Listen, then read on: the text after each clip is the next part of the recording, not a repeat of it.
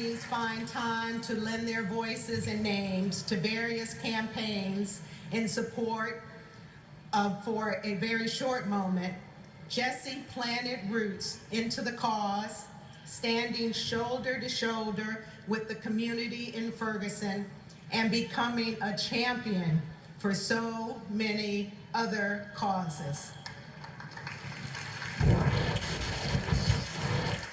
Knowledge is power. It is an incredibly necessary tool for self-determination. You know, I was lucky enough to have parents who were very politically conscious. When I was able to read, and my dad first sat me down and made it very clear to me the burden that we bear as Black people in this country, and how many people fought and died and sacrificed their time, energy to be able to have access to possibly pursuing any dreams that we have. When you think about his voice in the Black community, you need to understand that before he was an actor, he was a teacher. He taught on African diaspora and African history. Being a teacher certainly impacted the work that I do. I come from a community very similar to that which I was teaching in, right? So an understanding of what it is to live below the poverty line. I never had any interest in acting until I started doing it. Getting the role on Grace certainly turned into a life-changing opportunity. Didn't know it at the time, but lucky for me, I think they made some kind of accounting error and just kept me on the books, and I stuck around. I think anybody who achieves celebrity means that you have captured the imagination of a vast public. For those of us who have had that experience, great challenge then becomes, what do you do with that platform? Is it okay to use violence to get what you want or not? Because a cop blew the head off of Michael Brown, shot a teenager 6 times, but Michael Brown's the savage because he pushed a guy in a convenience store? And Jesse not only spoke out about the brutal murder of unarmed teen Mike Brown, he traveled to Ferguson to stand in solidarity with the people on the front line. Ferguson decided to take the mantle of being ground zero for how we're going to organize resistance and to respect ourselves enough to stand upright and not be bent over anymore, and to harness this energy. That's where the work was being done. Jesse chose to use his power and this platform to put a light on things that people would not ordinarily expect him to speak about. He is amazingly conscientious about the world in which he lives. He understands that the condition of the people is the condition, and if it is less than what it needs to be, then people who have the platform need to stand up and speak unapologetically.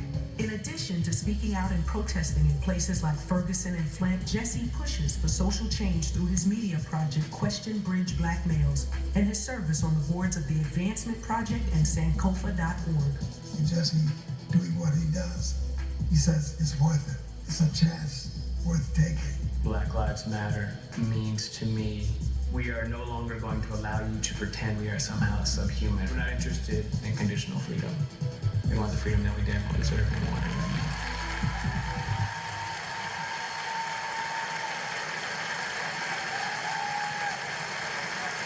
For his continued efforts and steadfast commitment to furthering social change, we are proud to present such a deserving recipient with the 2016 BET Humanitarian Award presented by State Farm, Jesse Williams.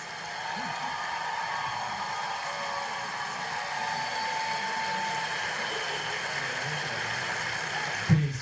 Thank you, Deborah. Thank you, BET. Thank you, Nate Parker, Harry, and Debbie Allen for participating in that. Before we get into it, I just want to say, I brought my parents out tonight. I just want to thank them for being here, for teaching me to focus on comprehension over career, that they make sure I learn what the schools were afraid to teach us, and also to thank my amazing wife for changing my life. Now, this award, this is not for me, this is for the real organizers all over the country, the activists, the civil rights attorneys, the struggling parents, the families, the teachers, the students that are realizing that a system built to divide and impoverish and destroy us cannot stand if we do. All right?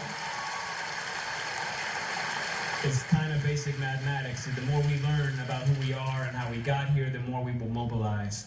Now, this is also in particular for the Black women, in particular, who have spent their lifetimes dedicated to nurturing everyone before themselves, We can and will do better for you. Now,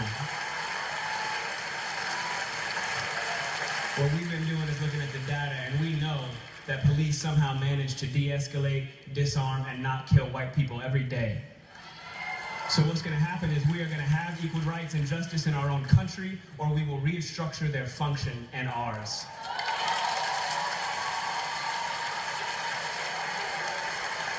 Now,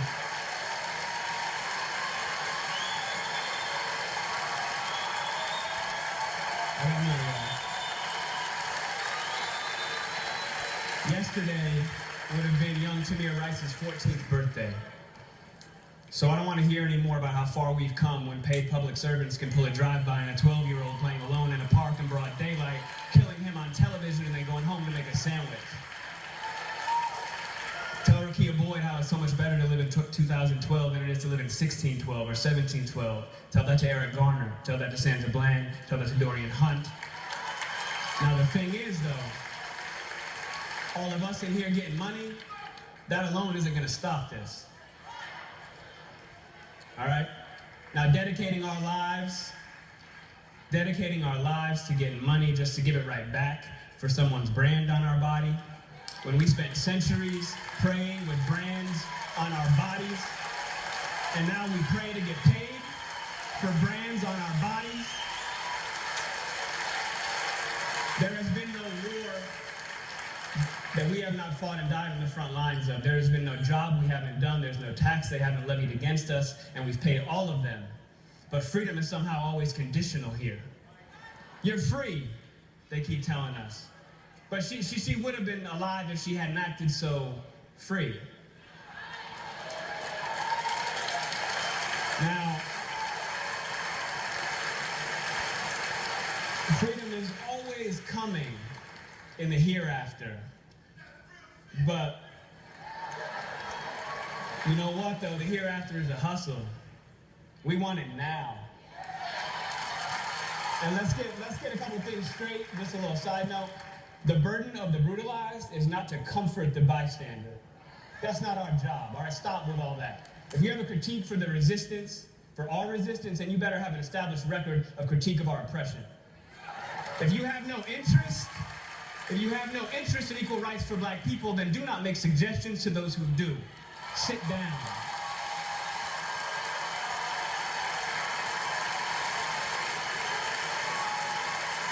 We've been floating this country on credit for centuries, yo.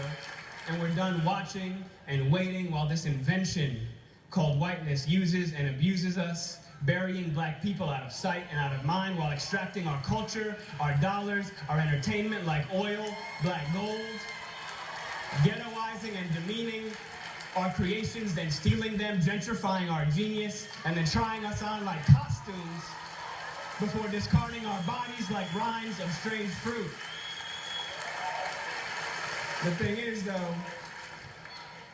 thing is that just because we're magic doesn't mean we're not real.